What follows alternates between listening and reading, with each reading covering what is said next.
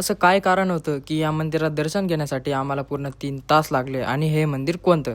तर चला मित्रांनो जाणून घेऊ पुढे. तर नमस्कार मित्रांनो, स्वागत तुमचं आपल्या एका नवीन ब्लॉग मध्ये. तर कालच्या ब्लॉग मध्ये मी तुम्हाला सांगितलं की आम्ही पूर्णच्या पूर्ण फॅमिली आलेलो होतो फिरायला. खरं तर आम्ही फिरायला नाही तर देव करायला आलो होतो, कारण 3-4 दिवसापूर्वी माझ्या काकाचं लग्न झालेलं होतं आणि लग्न झालेलं नवीन जोडपं देव करायला येतं म्हणून आम्ही सगळेचे सगळे आलो होतो देव करायला. रात्रभर प्रवास करून सगळे थकलेले होते, पण सकाळी जो आम्हाला व्ह्यू दिसला तो व्ह्यू पण आम्ही सगळे एकदम चकित झालो, कारण सकाळी 7-8 वाजता इंद्रायणी नदीचा हा दृश्य एकदम हल्लकच होता. असू द्या, इंद्रायणी नदीच्या थंड पाण्यात आंघोळ वगैरे करून आम्ही सगळेचे सगळे लागलो फोटो वगैरे काढायला, कारण इथे फोटो काढायला खूप छान जागा. फोटो वगैरे काढून आम्ही सगळेचे सगळे निघालो मंदिराकडे, कारण आता आम्हाला दर्शन बी करायचे होते. आणि मंदिराकडे जाताना मी मंदिराचे काही व्हिडिओ पण घेतले, कारण मला बनवायचा होता मंदिराचा सिनेमॅटिक व्हिडिओ, आणि तो व्हिडिओ मी माझ्या आयडी वरती पोस्ट केलेला आहे. ज्यांनी व्हिडिओ पाहिला नसेल त्यांनी आयडी वरती व्हिजिट करा आणि व्हिडिओला लवकर बघा. असू द्या, मंदिराच्या प्रवेशद्वारातून आत गेलो आणि आत गेल्यानंतर पाहिलं तर हे काय, इतकी गर्दी पाहून असं वाटत होतं की 3-4 घंटे तर आमचा नंबर लागणारच नाही, आणि खरंच तसंच. दर्शन वगैरे करून बाहेर आलो आणि बाहेर आल्यानंतर पाहिले तर काय, काकांत ते इथे फुगड्या खेळायला लागले. तुम्हाला तर माहितीच असेल की आळंदीमध्ये संत ज्ञानेश्वर महाराजांनी भिंत चालवली होती, तर आम्ही आता चाललो तीच भिंत पाहण्यासाठी. आणि हे पहा, ही तीच भिंत आहे जी संत ज्ञानेश्वर महाराजांनी चालवली होती. भिंत वगैरे पाहून आम्ही वापस आलो गाडीत, आणि आता गाडी फक्त हॉटेलमध्ये थांबणार, कारण रात्रभर प्रवास करून सर्व थकलेले होते आणि सकाळी कोणी नाश्ता पण केला नव्हता. मग हॉटेलमध्ये आल्यानंतर सर्वांनी आपापले ऑर्डर दिले आणि जेवण वगैरे करून आम्ही वापस आलो गाडीमध्ये. तर आता चाललो आम्ही दुसऱ्या मंदिरात, आणि ते मी तुम्हाला पुढच्या ब्लॉग मध्ये दाखवणार आहे. तोपर्यंत बाय बाय.